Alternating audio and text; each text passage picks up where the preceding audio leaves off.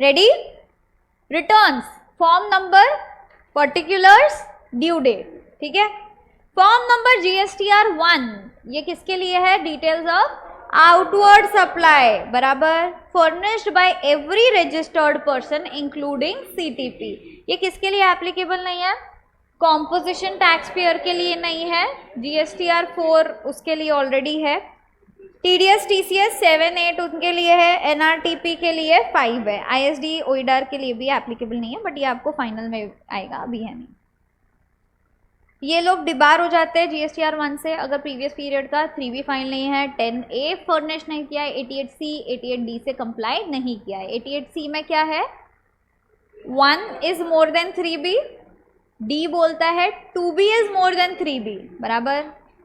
अच्छा, ऐसा रहेगा तो 7 डेज के अंदर इंटीमेशन आएगा, सॉरी ऑटो जनरेटेड मेल आएगा हमको, ठीक है। ऐसा हुआ तो विद इन 7 डेज हमको या तो पे करना है अलॉन्ग विथ इंटरेस्ट या तो रिप्लाई करना है। अगर एक्सेप्टेबल है तो बढ़िया, नहीं तो 73 74 लगेगा 88D के केस में। 88C के केस में 79 रिकवरी आ जाएगा, करेक्ट, ठीक है। ड्यू डेट क्या है? मंथली का 11th of the next month और क्वार्टरली का 13th of the next month succeeding the quarter बराबर। क्वार्टरली के लिए IFF फैसिलिटी एक है बराबर, जिसका ड्यू डेट क्या है? 13th of the next month for first 2 months, जिसमें आपको B2B डिटेल्स डालनी है तो डाल सकते हो 50 लाख तक की पर मंथ, करेक्ट। क्यों आया ये फैसिलिटी? सामने वाले के 2B में नहीं दिख रहा था, 3 महीने वेट करना पड़ रहा था, इसीलिए, समझे? यस। क्वार्टरली का ऑप्शन किसको मिलता है? जिसका टर्नओवर अप टू 5 CR है बराबर। 5 CR के ऊपर अगर है तो मंथली ही जाना पड़ता है। एक स्टेट में क्वार्टरली, दूसरे स्टेट में जो हमारा रजिस्ट्रेशन है उसमें हम मंथली जा रहे, चलेगा क्या? आंसर इज यस, ठीक है। पेमेंट तो हमको सेम स्कीम में करना है, ये सिर्फ हम चूज कर रहे हैं कि किस में मंथली जाना है, किस में क्वार्टरली। स्कीम बदल रहा है क्या? नहीं। कॉम्पोजिशन एक में और दूसरे में रेगुलर, ऐसा चलेगा क्या? नो। एक में कॉम्पोजिशन तो सबके सब में कॉम्पोजिशन, एक में कॉम्पोजिशन नहीं तो किसी में कॉम्पोजिशन नहीं, सिंपल। नेक्स्ट पार्ट पे चले। Form 2A real time basis पे अपडेट होता है बट अभी यूजफुल नहीं है। 2B जाएगा। 2B स्टैटिक है क्या? एक बार भर दिया किसी ने तो 2B रिफ्लेक्ट हो गया, कौन से तारीख को? 14th of the next month. 1 का ड्यू डेट मंथली का 11th of the next month, quarterly का 13th of the next month, IFF का 13th of the next month succeeding quarter का फर्स्ट 2 मंथ्स, ठीक है। थर्ड मंथ के लिए तो रिटर्न ही रहेगा तो IFF का जरूरत नहीं, simple. 3B payments to be made via form 3B। ITC जो आप स्टेटमेंट बनाते हो ये पूरा 3B में जाएगा बराबर है। 3B का ड्यू डेट मंथली का 20th of the next month, quarterly का कुछ स्टेट्स के लिए 22nd, कुछ स्टेट्स के लिए 24th, हमको याद करने का जरूरत नहीं है बराबर। यस। नील रिटर्न रहे तो भी मैंडेटरी है क्या? 1 और 3B दोनों। अमेंडमेंट TDS वाला भी मैंडेटरी है क्या? GSTR 7। यस। नील रहे तो भी yes. 3B cannot be revised. However, any error or omission in 3B can be rectified in 30th November or annual return, whichever is earlier. Similar चीज 1 में भी था बराबर, बट 1 जो है 1A की वजह से एक रिलीफ आ गया हमारे पास। 1A फॉर्म जो है अमेंडमेंट से न्यू फॉर्म आ गया है, जो बोलता है कि अगर आपने 1 में कुछ गलत फाइलिंग किया था, अब आपको चेंज करना है, आप कर सकते हो क्या?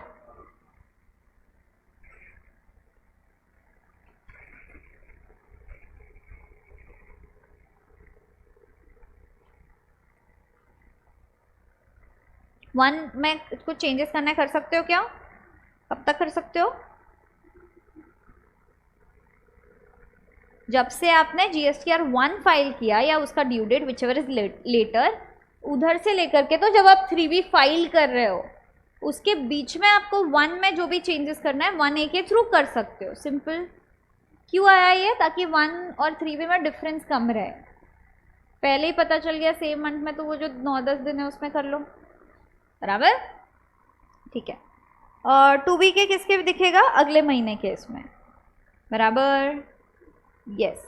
Except for GSTIN of supplier. अगर GSTIN ऑफ सप्लायर करना है 1A के थ्रू आप चेंज नहीं कर सकते हो, आपको अगले पीरियड के इसमें ही करना पड़ेगा, ठीक है, समझे क्या? पक्का? किसी को 1A में कुछ पूछना है? आगे बढ़े, ठीक है। डाइजेस्ट हो रहा है?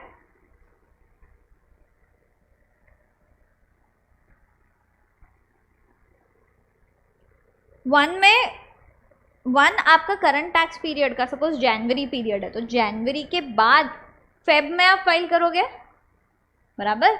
मतलब पीरियड खत्म होने के बाद ही हम 1 फाइल करते हैं, बराबर। बट इसके 2 एक्सेप्शंस है, तो वो 2 एक्सेप्शन है, एक तो कैंसिलेशन ऑफ रजिस्ट्रेशन और एक सीटीपी अपना रजिस्ट्रेशन खत्म कर रहा है, तो बराबर। इन 2 केसेस में आप बाद में भी कर सकते हो। क्वेश्चन आएगा, it can be furnished only after the end of current tax period. Partially correct statement, आपके मॉड्यूल में ही है ये क्वेश्चन। या it can not be furnished before the end of current tax period, partially correct, simple, yes. Nil भी mandatory है, हाँ। जीएसटीआर 1 में डिटेल्स कैसी जाएगी? B2B है तो इनवॉइस वाइज, B2C है इंट्रा है रेट वाइज डाल दो, जितना भी अमाउंट हो। 18% एक कैटेगरी में, 40% एक कैटेगरी में, 5% एक कैटेगरी में, सिंपल। B2C है और इंटर स्टेट है, बराबर।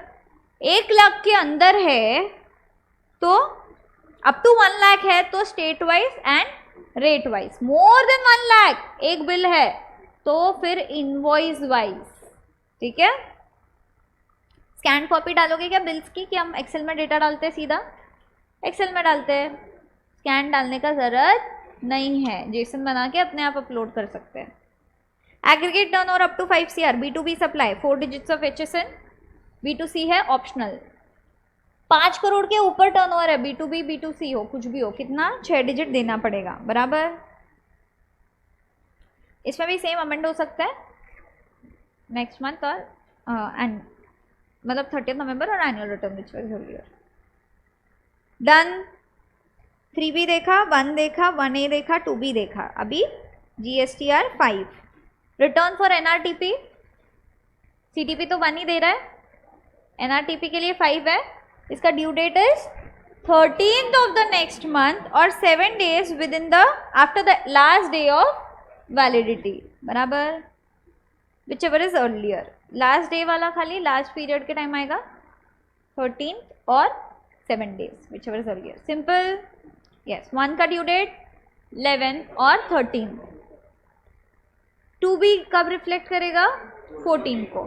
3B monthly 20th, quarterly 22nd और 24, ठीक है।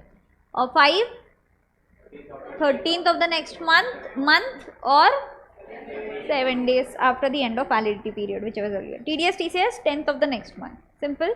TDS इज मैंडेटरी, नील भी हो तो भी। 7 हो गया, 8 हो गया, 9 बता दो। Annual return except for CTP, NRTP, TDS TCS, ISD power है गवर्नमेंट को, बराबर। 31 दिसंबर एनुअल रिटर्न, GSTR 9। इसमें जो भी पूरे साल में आपको करना है वो चेंजेस कर सकते हो, बराबर। 9A annual return for composition tax payer. Composition का regular return is GSTR 4, but GSTR 4 में भी कुछ चेंजेस करना है, 9A के थ्रू आप कर सकते हो, ठीक है। 31 दिसंबर तक के, simple, yes. 9C self reconciliation statement to be filed if turnover is more than 5 crores except for CTP, NRTP, TDS, TCS वगैरह। ये रिको स्टेटमेंट रहेगा, हम खुद ही फाइल करेंगे अपना, जो एनुअल रिटर्न और फाइनेंशियल स्टेटमेंट्स को कंपेयर करके डाला जाएगा, yes. Land and building no supply under GST, वो तो इसमें टर्नओवर में भी नहीं आएगा क्योंकि हमने टर्नओवर में क्या डाला है? Exempt supplies, taxable supplies, export supplies, interstate supplies. कहीं भी नो सप्लाई का आइटम डाला है क्या टर्नओवर में? नहीं। तो GST में तो कम दिखेगा, बुक्स ऑफ अकाउंट्स में ज़्यादा दिखेगा, तो जो रिको स्टेटमेंट बनाएगा उसमें ये डिफरेंस का रीज़न देना पड़ेगा 9C में, समझा। इसका due date as such defined नहीं है, बट हमको ये करना होता है, हम जनरली ये 9 के साथ साथ करते हैं, ठीक है। डिपार्टमेंट SG, CG, LA, इनका जिसका बुक्स ऑफ अकाउंट्स CNAG जो है वो ऑडिट कर रहा है, तुम उनसे रिको नहीं मांग सकते, उनको ज़रूरत नहीं है भरने का, ठीक है। GSTR 10 is final return when registration is cancelled, तो आपको 3 months from the date of cancellation और order of cancellation whichever is later file करना है, बराबर। लेटर क्यों? क्योंकि तभी हमको पता चलेगा ना कि कैंसिल हो रहा है। पहले के पीरियड का 3 मंथ्स तो खत्म ही हो जाएगा डेट, इसलिए लेटर, सिंपल। अब आता है GSTR 4 और CMP 08। GSTR 4 composition tax payer, ये रेगुलर रिटर्न है जिसका फ्रीक्वेंसी इज एनुअली, बराबर। GSTR 4 due date is 30 June, amendment, बराबर, after the end of such financial year. 9A का ड्यू डेट इज 31 दिसंबर, बराबर, yes. CMP 08 quarterly payment under composition scheme, इसका due date is 18th of the next month succeeding the quarter। nil return हो तो भी mandatory. If composition scheme में return is not furnished beyond 3 months from the due date तो PO में cancel the registration. फिर late fees दिया है 7 का 50 रुपीज़ पर डे, मैक्सिमम 2000। नील है तो मैंडेटरी, पर लेट फीस इन्होंने दिया नहीं है, ठीक है। GSTR 7 का अब आता है इधर से जो इन्होंने दिया है GSTR 13B, नील है तो 20 रुपीज़ पर डे, मैक्सिमम 500। कुछ भी डेटा है up to 1.5 CR, 50 rupees per day, maximum 2000। आप देखना 13B में कुछ भी डेटा होएगा पर डे 50 50 50 है हर जगह, यस। 1.5 to 5 5 5 5 5 देखना, हाँ 1.5 CR से ज़्यादा up to 5 CR per day, ₹50, maximum 5000। 5 crore से भी ज़्यादा है तो 5 का डबल सीधा 10,000, maximum late fees, yes. 50 rupees per day, maximum 10,000, simple. GSTR 9 up to 5 CR है तो 50 रुपीज़ पर डे, मैक्सिमम 0.04%, बराबर। 1 करोड़ का 0.04% कितना आता है बताना, तो बताओ कैलकुलेट करके। 4000, ठीक है। 0.04% है वो, बराबर। 4% मत करना, ठीक है। Plus 5 CR up to 20 CR, double double double, हाँ 50 100 200 पर डे का। 100 CR 100 rupees per day, maximum 0.04% of turnover, correct. 20 crore के भी ऊपर है तो सीधा 0.5%, 0.5%, 0.05 नहीं है, ध्यान देना 0.5 है, ठीक है। फटाफट लेट फीस बता दो, तो नील है तो 13B में 20 rupees per day, maximum 500। Up to 1.5 CR है 50 रुपीज़ पर डे, मैक्सिमम 2000। 1.5 से ज़्यादा है up to 5 CR, 5555, 50 rupees per day, maximum 5000, बराबर। 5 करोड़ से भी ज़्यादा है तो 50 रुपीज़ पर डे, मैक्सिमम 10,000, ठीक है, समझे। एनुअल रिटर्न में अप टू कितना टर्नओवर है, 1.5 CR नहीं, अप टू 5 CR है।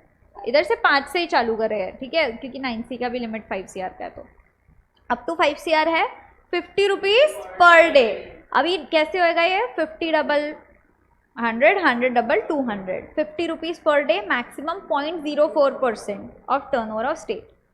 इधर पे plus 5 CR up to 20 CR, 100 rupees per day, 0.04%, plus 20 CR 200 rupees, 220, ठीक है, 0.5% of turnover, very good. Next part देखिए,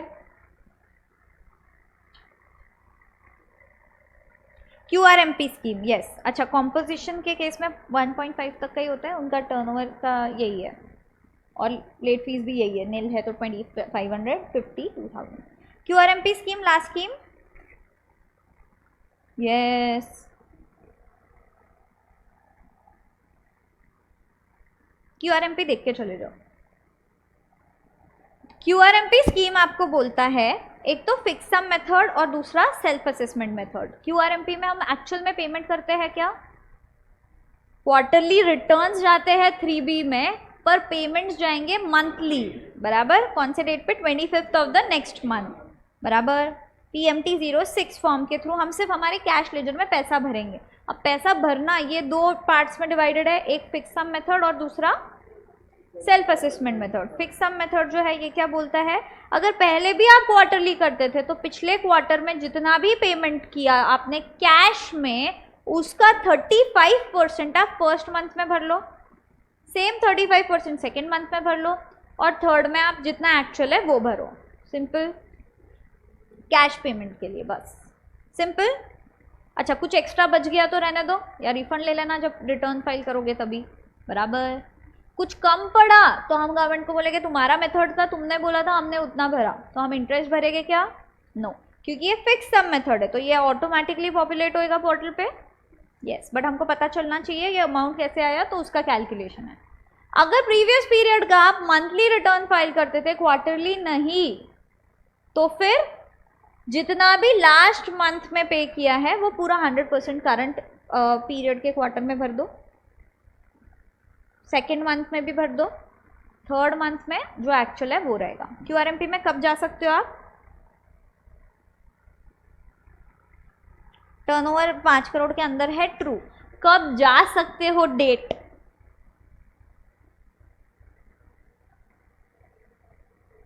सेकेंड मंथ के फर्स्ट डे से नेक्स्ट क्वार्टर के फर्स्ट मंथ के आखिरी दिन पे। एक मिनट, अगर हमको जाना है क्यूआरएमपी में पिछले क्वार्टर के सेकेंड मंथ के फर्स्ट डे से करंट क्वार्टर के अप्रैल के आखिरी दिन तक, सिंपल लिखना है लिख लो, नहीं लिखना है कोई बात नहीं। हाँ फोटो भी क्लिक कर सकते हो, लेना है, हाँ ले सकते हो, बोला तो, अरे लो ना भाई। यस, समझ में आया? ठीक है, अब 5-6 मिनट में एग्जामिशन तो कुछ होने वाला है नहीं, इंस्ट्रक्शन सुन लो फिर छुट्टी। सबसे पहले तो बहुत अच्छा कवरेज था, तो सब अपने अपने लिए क्लैप कर लो। मतलब जब आप आए थे बैठे थे उसमें और अभी में बहुत डिफरेंस है, तो आई एम वेरी हैप्पी कि लेक्चर के बाद भी आप इतना खुश हो और फ्रेश हो। यही कंसिस्टेंसी मेंटेन करना। अभी हम लोग को रिजल्ट से कोई लेना देना नहीं है, रिजल्ट पास हो फेल हो वो हमारे हाथ में नहीं है। सब एक बार इधर ध्यान देंगे क्या, फिर बैक पैक कर लेना, ठीक है? इंस्ट्रक्शंस मिल रहे हैं एग्जाम के लिए, है ना?